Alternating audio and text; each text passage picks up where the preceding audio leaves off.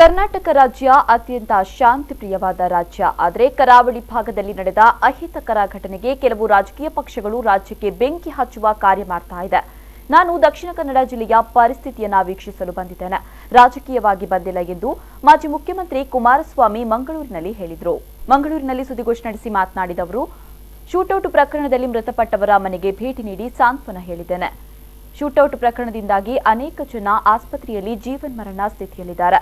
ಮುಖ್ಯಮಂತ್ರಿಗಳು ನಿನ್ನೆ ಬಂದ ಪುಟ್ಟ ಹೋದ ಪುಟ್ಟ ಎನ್ನುವ ರೀತಿಯಲ್ಲಿ ಬಂದು ಹೋಗಿದ್ದಾರೆ. ಮುಖ್ಯಮಂತ್ರಿಗಳಿಗೆ ತಾಕತ್ತು ಇದ್ರೆ ಈಗಲೇ ಈ ಎಲ್ಲಾ ಘಟನೆಗಳಿಗೆ ಕಾರಣವಾದ ಅಧಿಕಾರಿಗಳನ್ನ ಅಮಾನತು ಮಾಡಲಿ ಎಂದರು. ಆಸ್ಪತ್ರೆ ಒಳಗೆ ನುಗ್ಗಿ ನೀವು ಅಶ್ರುವಾಯು ಸೆಲ್ಸಿಡಿಸಿ ಡೋರ್ಗಳನ್ನ ಒದೆಯತಕ್ಕಂಥದ್ದನ್ನು ಆಸ್ಪತ್ರೆಗಳಲ್ಲಿ ಏನಕ್ಕಪ್ಪ ಹೋದ್ರಿ ಇವರು ಆಸ್ಪತ್ರೆಗೆ?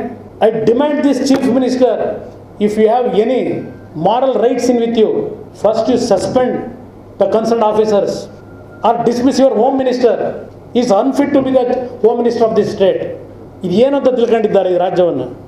ಒಂದು ಆಸ್ಪತ್ರೆಗೆ ಭೇಟಿ ಕೊಟ್ಟು ಆ ಪೇಷಂಟ್ಗಳ ಪರಿಸ್ಥಿತಿ ಕೇಳಿಲ್ಲ, ಮಾಹಿತಿಗಳಿಲ್ಲ. ಇವತ್ತು ಸಾರ್ವಜನಿಕವಾಗಿ ಯಾರು ಆಸ್ಪತ್ರೆಯಲ್ಲಿದ್ದಾರೆ ಅಂತ ಹೇಳಿ ಈ ಅಧಿಕಾರಿ DC ಏನು ಮಾಡ್ತಾ ಇದ್ದಾನೆ? ಇನ್ನು ಮಂಗಳೂರಿನಲ್ಲಿ ನಡೆದಿರೋದು ಕೋಮು ಗಲಭೆಯಲ್ಲ, ಬದಲಾಗಿ ಮಂಗಳೂರಿನಲ್ಲಿ ನಡೆದಿರೋದು ಪ್ರತಿಭಟನಾಕಾರರು ಪೊಲೀಸರ ನಡುವಿನ ಘರ್ಷಣೆ. ಕರ್ನಾಟಕದ ಅನೇಕ ಕಡೆಗಳಲ್ಲಿ ಶಾಂತಿಯುತವಾಗಿ ಪ್ರತಿಭಟನೆ ನಡೆದಿದೆ ಹಾಗೂ 2 ಜನ ಅಮಾಯಕರು ಬಲಿಯಾಗಿದ್ದಾರೆ.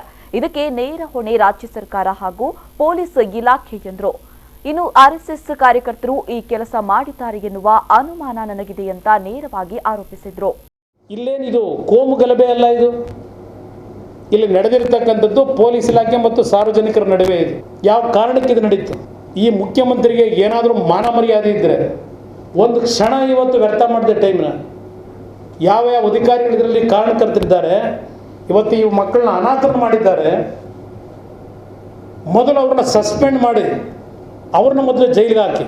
ನನಗೆ ಇನ್ನೂ ಒಂದು ಅನುಮಾನ ಇದೆ, ಎಲ್ಲಿ ನಿಮ್ಮ RSS ಕಾರ್ಯಕರ್ತರೆ ಪೊಲೀಸರ ಡ್ರೆಸ್ ಹಾಕೊಂಡು ಇದಕ್ಕೆ ಆಸ್ಪತ್ರೆಗೆ ನುಗ್ಗಿ ಆ ಬೋಲ್ಟ್ ಗಿಲ್ಟ್ನ ಹೊಡೆದ್ರೂ ಗೊತ್ತಿಲ್ಲ ನನಗೆ. ಬಾಗಲು ಅದು ಕೆಲಸ ಮಾಡ್ತಕ್ಕಂಥವ್ರು ಇವ್ರು ಯಾವ ಮಟ್ಟಕ್ಕೆ ಇದ್ದಾರೆ ಗೊತ್ತಿದೆ ನನಗೆ.